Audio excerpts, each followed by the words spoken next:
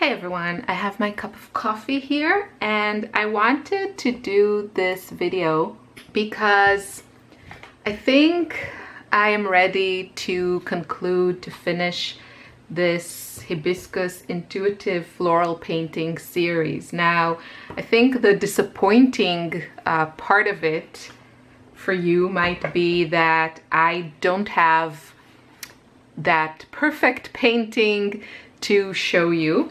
The last piece that I'm working on this is my finest paper, and this is kind of the first layer. Well, actually the first layer was a very, very light wash to the background, which I learned during all of the trials before it, and this is where I got. And I think the reason that I want to do the series is I feel okay with this. I really enjoyed the process. I learned a lot. I tried different things.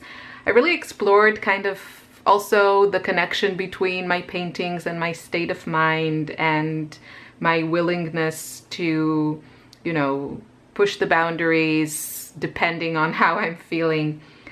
And you know, that's okay. I wish I could tell you, do this 1, 2, 3, 4, 5 sketches and then you'll be ready and you'll figure everything out and you'll have the perfect finished painting. But I can't. And a lot of you wrote me in the comments that it was really helpful for you to see the whole process, you know, the full behind the scenes, the good, the bad, the ugly. And I hope that this will also help you to feel like you don't need to figure everything out. And I think a lot of us that paint or do creative things, we don't necessarily do it for the end result. We do it because we feel like we have to. It's our therapy and we just enjoy the process, and there's something in us that makes us, you know, we just have to paint. We have to. And that's it. So what I just want to talk about is I have all of the sketches here, like everything that I've done, my studies. Some I love more, some I love less, and we can just go through it. So I have some in my sketchbook that I actually glued down. This was one of my favorites. This was a warm-up, and it was just, okay, after doing the same thing with small changes again and again, I decided to kind of try different colors, and I loved it. So I used a lot of lavender here, and then the way that the lavender and the yellow look together, it's just beautiful in my opinion. And then, I don't know if I glued another one of my warm-ups. Yeah, there it is, another one here. But this was also really fun to make. I really enjoy working small. I mean, the annoying thing about it is that it ends so fast. But it's really fun. And the granulation is very, very evident when you're working small because, you know, everything is just on a small scale. So I do enjoy working that size, but yeah, I can't stay all the time in that size. And here I did again in my sketchbook some sketches. This you can see also in the series, and I think this is, oh, there's another one that I really enjoyed making, just trying out different colors, and I think that's it. And then I kind of moved on. And then from my smaller studies, this was actually, so these were kind of the more starting out, trying different things, messing everything up. I'm okay with that. This was, I'm just going to go all out. And I learned so much from each and every one of them. This was just really fun. I think this is where kind of the ideas started to really come together. And you can see it just started with this weird composition, and slowly I moved. Then I tried again the same composition, and then I decided this was more interesting to me. Just one big energetic flower. And here I really toned down the colors after this rainbow type of look. I toned down the colors, and I was also trying to pay attention to the structure of, you can see there's a lot of, the structure of the leaves, and how I can use, how I can just paint this flower in a way that was pleasing to me. I also want to mention the paper. I really enjoyed working on the Paul Rubens paper. I have a pad of it that I finished, I think. This is cellulose paper, I'm guessing.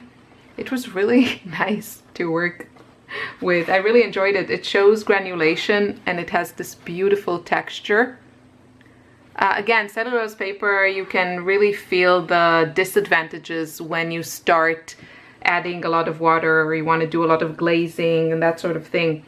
But for most of my work, I really like it. So here I managed to get to a more pleasing, it's just, when you look at it closely, it's so lovely. I really managed to get to a color scheme that spoke to me. You can see it's more muted. And here I was again like exploring all the brush strokes, which was another element that I really liked. And here I also started making this first wash of the entire thing with just very pale Naples yellow, a little bit of cobalt violet, and then a touch of dusk pink and cobalt teal, which I think just gives the whole thing a more unified look.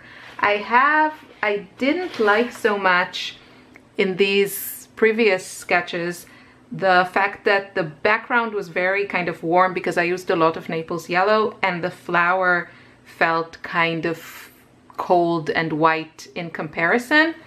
So I think the best strategy for me to solve this particular problem in this particular painting was to do a very light wash on everything. And now everything has that yellow look, like soft, warm look, which is also something that I need to be careful with. But you can see this has already a lot more of this expressive kind of brush strokes. The petals are looking so much more interesting to me and more the way that I wanted them to look.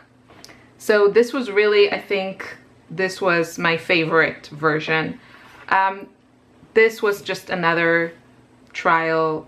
I don't think my heart was in it. And then this was kind of the last attempt, and I came at it from just a different, first of all, I turned my photo. I do have a reference photo. This is from my garden, I think. I don't even know how I took it, in which orientation, but mostly I used this orientation. I thought it would be more interesting if it just actually came from the top. I mean, obviously you can turn these, but they weren't painted. They were painted like this. And I just, here I looked at the flower as just areas of color. So I looked here, it was like this darker pink, I went darker pink, and then this area was lighter. And then here there were like darker areas. I didn't even really pay too much attention to the petal shape, only a bit later in the process.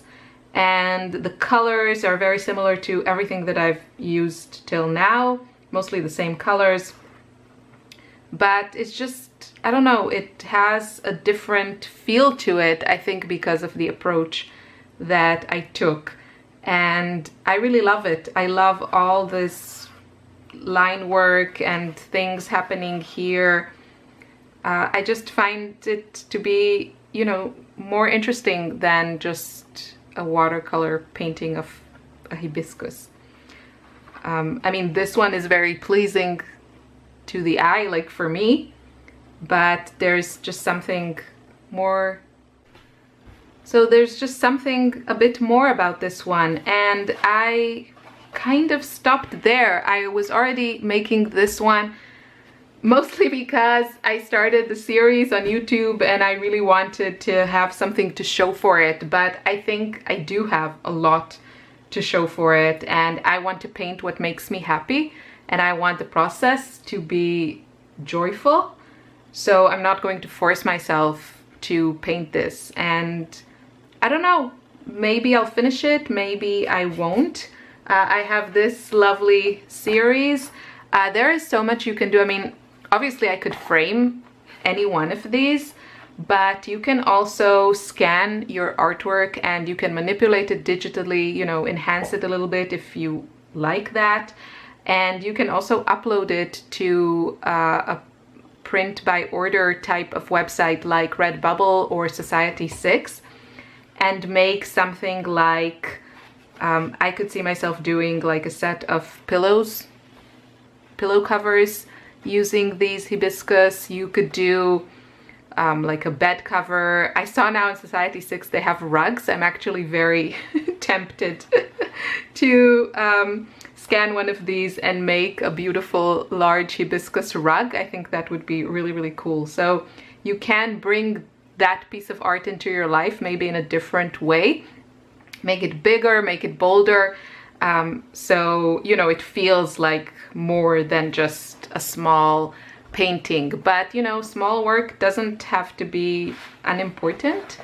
And yeah, I just really enjoyed the process. And I'll just, you know, when you see the steps, that's one thing. But then when you look at these two,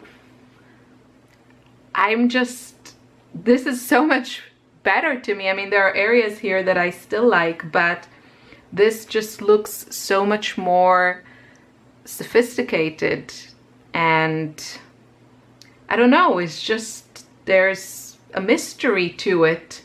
This one is like, okay, I like some of the colors, I like some of the elements, but yeah, so I don't know if you agree with me, you know, maybe you have other favorites. Probably you do, because probably your style is different and you would paint this in a totally different way. And that's what's interesting about different artists, right? If we all painted the same, it would be really, really boring. But yeah, it was such a fun experience. I'm really happy that I documented it this way and that it's on YouTube and you can enjoy it and you can see it. And it's also given me a lot to think about for my next course, which I think I already have a concept of what I want it to be. I always try to make these courses like the course that I would want to take. And yeah, so a lot to think about. And since making all this, or also during this time, I have painted all of these paintings and made many more pages in my sketchbook. So I really feel that it kind of contributed to my growth as an artist far beyond just these paintings. So that's it. I hope you enjoyed this. Please leave me a comment, let me know what you think and what you would like to see. If you want to continue to see these process videos, they're fun to make. I hope they're fun to watch. Have a lovely day. Thanks for watching. Bye.